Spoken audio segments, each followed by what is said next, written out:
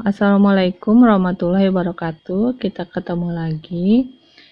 Pada minggu ini kita akan mempelajari tentang distribusi channel atau saluran distribusi pemasaran hospitality. Saluran distribusi itu memindahkan barang dari produsen ke konsumen. Nah, mengapa kesenjangan waktu, tempat, dan kepemilikan yang memisahkan barang dan jasa dari mereka yang akan menggunakannya? Jadi di sini itu ada anggota satuan saluran pemasaran itu melakukan banyak fungsi utama. Ada satu adalah informasi. Nah, informasi itu mengumpulkan dan mendistribusikan riset pemasaran dan informasi intelijen tentang lingkungan pemasaran. Yang kedua itu ada promosi. Itu mengembangkan dan menyebarkan komunikasi persuasif tentang suatu penawaran. Pencocokan yaitu membentuk dan menyesuaikan penawaran dengan kebutuhan pembeli. Yang terakhir, negosiasi. Negosiasi itu menyetujui harga dan persyaratan penawaran lainnya sehingga kepemilikan atau kepemilikan dapat dialihkan. Distribusi fisik yaitu mengangkut dan menyimpan barang. Pembiayaan, memperoleh dan menggunakan dana untuk menutupi biaya pekerjaan saluran. Terakhir yaitu pengambilan risiko. Asumsi risiko keuangan seperti ketidakmampuan untuk menjual inventaris dengan margin penuh. Nah, selanjutnya itu adalah banyak saluran khusus itu tersedia untuk organisasi perhotelan dan perjalanan. Dan itu ada agen perjalanan, yaitu ada grosir wisata dan spesialis. Jadi penyediaan perhotelan yang melayani agen perjalanan itu harus ingat bahwa agen itu mempercayakan hotel kepada pelanggannya. Jadi mereka itu harus melakukan segala kemungkinan untuk membuat kesan yang baik untuk memastikan bisnis masa depan dari agen itu. Ketika bisnis diperoleh melalui perantara, penyedia perhotelan memiliki dua pelanggan, tamu dan juga perantara. Yang kedua itu ada perwakilan hotel atau petugas. Jadi perwakilan hotel itu menjual kamar hotel dan layanan hotel di area pasar tertentu. Jadi mereka itu menerima komisi langsung. Nah, komisi langsung itu ditambah gaji ataupun kombinasi keduanya. Nah, seringkali itu lebih efektif bagi hotel untuk menyewa perwakilan hotel daripada menggunakan tenaga penjualnya sendiri. Yang selanjutnya Badan Pariwisata Nasional Negara Bagian dan Lokal. Jadi agensi nasional negara bagian dan lokal adalah cara terbaik untuk mendapatkan informasi ke pasar dan mendapatkan pemesanan kamar. Jadi asosiasi nasional itu mempromosikan pariwisata di negara mereka sendiri. Jadi badan-badan negara itu mempromosikan sumber daya dan daya tarik negara di luar negeri. Nah, secara nasional dan di negara bagian itu sendiri. Lembaga negara itu biasanya memiliki pusat informasi pengunjung yang terletak di seluruh negara bagian. Nah, seringkali di titik masuk asosiasi regional juga dapat membantu operator independen dan rantai. Nah, di sini ada selanjutnya konsorsium dan sistem reservasi. Jadi sistem reservasi itu menyediakan sistem reservasi terpusat untuk hotel dan biasanya menyediakan sistem untuk jaringan kecil atau menyediakan layanan reservasi luar negeri yang memungkinkan tamu internasional menghubungi nomor lokal untuk menghubungi hotel. Jadi konsorsium itu adalah kelompok organisasi perhotelan yang bersekutu untuk keuntungan bersama para anggotanya. Jadi konsorsium itu memungkinkan properti menjadi independen dalam kepemilikan dan pengelolaan sambil mendapat keuntungan dari pemasaran kelompok pemasaran. Nah, pemasaran itu sering kali menjadi alasan terbentuknya konsorsium. Selanjutnya sistem distribusi global.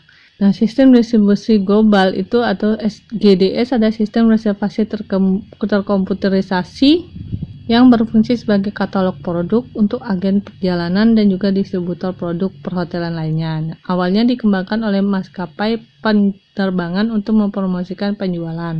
Terus yang terakhir ada internet. Jadi jaringan hotel besar seperti contohnya Hilton dan Marriott itu memesan kamar senilai jutaan dolar melalui web. Jadi di sini menggunakan internet untuk mempromosikan hotel maupun restorannya ataupun wariwisata lebih tepat.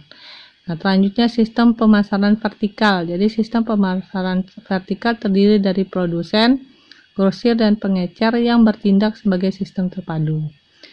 Jadi sistem pemasaran vertikal ini dikembangkan untuk mengontrol perilaku saluran dan mengelola konflik saluran serta ekonominya melalui ukuran daya tawar dan penghapusan layanan duplikat. Jadi sini ada 3 jenis utama dari sistem pemasaran vertikal, yaitu adalah perusahaan yang dikelola dan kontrak kontraktual. Nah, di sini ada perusahaan. Jadi perusahaan itu adalah sistem pemasaran vertikal korporat menggabungkan tahapan produksi dan distribusi yang berurutan di bawah kepemilikan tunggal. Dikelola, jadi sistem pemasaran vertikal itu yang dikelola itu mengkoordinasikan tahapan produksi dan distribusi yang berurutan, bukan melalui kepemilikan bersama ataupun ikatan kontrak, tetapi melalui ukuran dan kekuasaan para pihak. Kontraktual, jadi kontraktual itu terdiri dari perusahaan independen di berbagai tingkat produksi dan distribusi yang bergabung melalui kontrak untuk mendapatkan dampak ekonomi atau penjualan. Selanjutnya itu ada waralaba. Jadi tadi sudah jelaskan ya, kontraktual itu ternyata terdiri dari dua. Ada waralaba. Jadi waralaba itu adalah metode berbisnis di mana penerima waralaba diberikan hak untuk terlibat dalam penawaran, penjualan maupun pendistribusian barang serta jasa di bawah format pemasaran yang dirancang oleh pemilik waralaba. Jadi pemilik waralaba itu mengizinkan penerima waralaba untuk menggunakan merek dagang nama dan iklannya. Aliansi, jadi aliansi itu dikembangkan untuk memungkinkan dua organisasi itu mendapatkan keuntungan dari kekuatan satu sama lain. Berikut ini adalah keuntungan waralaba bagi penerima waralaba. Yang satu ada pengakuan merek, lebih sedikit peluang kegagalan bisnis, perikanan nasional, iklan yang dibuat sebelumnya dan rencana pemasaran, pertumbuhan bisnis lebih cepat, bantuan dalam pemilihan lokasi, rencana arsitektural, sistem operasional, perangkat lunak dan manual untuk mendukung sistem, kontrak nasional dengan pemasok, pengembangan produk, dan konsultasi. Sedangkan untuk membantu pembiayaan kerugian pembeli waralaba adalah sebagai berikut, yaitu diperlukan biaya dan royalti. Ini membatasi produk yang dijual dan resep yang digunakan. Penerima waralaba itu seringkali diharuskan untuk buka selama berapa jam dan menawarkan produk tertentu. Nah, kinerja pemilik waralaba memenuhi profitabilitas penerima waralaba. Beberapa pemegang waralaba mungkin tidak mendapat keuntungan dari iklan nasional sebanyak pemegang waralaba lainnya. Nah, seringkali ini menjadi sumber konfliknya. Sistem pemasaran horizontal, jadi dua atau lebih perusahaan pada satu tingkat itu bergabung untuk mengikuti peluang pemasaran baru. Jadi perusahaan itu dapat menggabungkan modal, kemampuan produksi atau sumber daya pemasaran mereka untuk mencapai lebih dari satu perusahaan yang bekerja sendiri. Jadi sistem pemasaran multi saluran, sebuah perusahaan itu membuat dua atau lebih saluran pemasaran untuk menjangkau satu atau lebih segmen pelanggan. Kelayakan ekonomi dari anggota channel. Jadi bisnis yang dibawa anggota saluran itu harus mengimbangi biaya pembayaran dan dukungan kepada anggota saluran. Jadi setiap saluran itu menghasilkan tingkat penjualan dan biaya yang berbeda-beda yang diukur dengan dua cara, yaitu secara langsung dan dengan biaya peluang.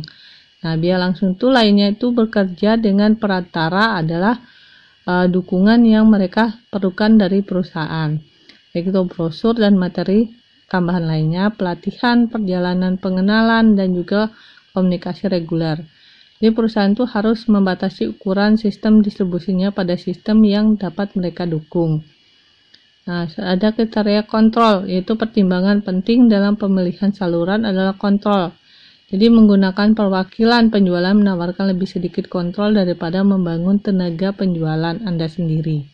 Jadi perwakilan penjualan mungkin lebih suka menjual kamar di hotel lain karena memerlukan sedikit usaha. Mereka mungkin menghindari pelanggan yang lebih kecil, lebih memilih untuk menghubungi perusahaan besar yang dapat menggunakan sebagian besar hotel yang mereka miliki.